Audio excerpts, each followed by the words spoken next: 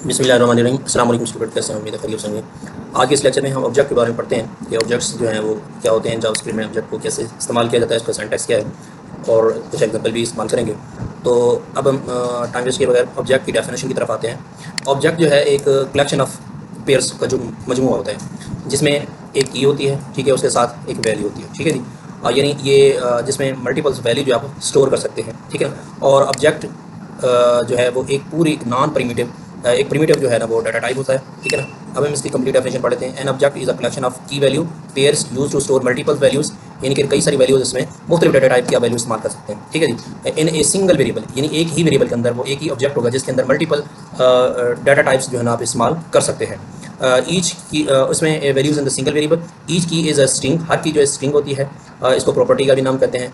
And each value can be any data type, और किसी भी डाटा टाइप से इसका ताल्लुक हो सकता है, ठीक है जी। इसका सिंटैक्स इस तरह है कि आपने कांस्टेंट या लेटर आपने लिखना है और ऑब्जेक्ट का नाम लिखना है, उसके बाद इक्वल साइन और करली ब्रैकेट के अंदर जो है आपने ऑब्जेक्ट की जो ये प्रॉपर्टीज़ होती हैं, ठीक है जी। ये प्रॉपर्टी 1 है, 2 प्रॉपर्टी 3 4 जितनी भी होगी, और ये इसकी की देंगे और उसके बाद उसकी वैल्यू। जैसे सपोज करें हम एक स्टूडेंट है, स्टूडेंट एक ऑब्जेक्ट है, ठीक है ना। उसकी जो कैरेक्टरिस्टिक्स होगी, ऑब्जेक्ट क्या है, एक पूरा एंटिटी होती है जिसमें उसकी कैरेक्टरिस्टिक्स क्या हो सकती हैं, उसका नाम हो सकता है, उसकी एज हो सकती है, ठीक है जी, और उसका एड्रेस हो सकता है, मोबाइल नंबर हो सकता है। ये सारी चीज़ें जो हैं एक इस स्टूडेंट ऑब्जेक्ट्स की हो सकती हैं, ठीक है जी।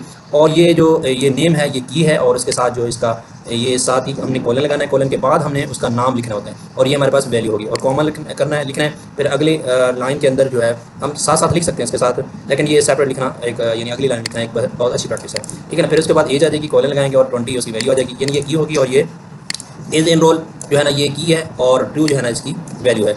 अब इसको एक्सेस कैसे करना है, यानी कंसोल लॉग के जरिए से इसको एक्सेस कैसे करना है। एक्सेस इस तरह होगा कि कंसोल लॉग के अंदर उस ऑब्जेक्ट का नाम लिखेंगे, फिर डॉट लिखेंगे, और जो की होगी वो आप लिखेंगे, ऑटोमेटिकली जो है ना वो ऑब्जेक्ट जो है एक्सेस हो जाएगा, ठीक है जी।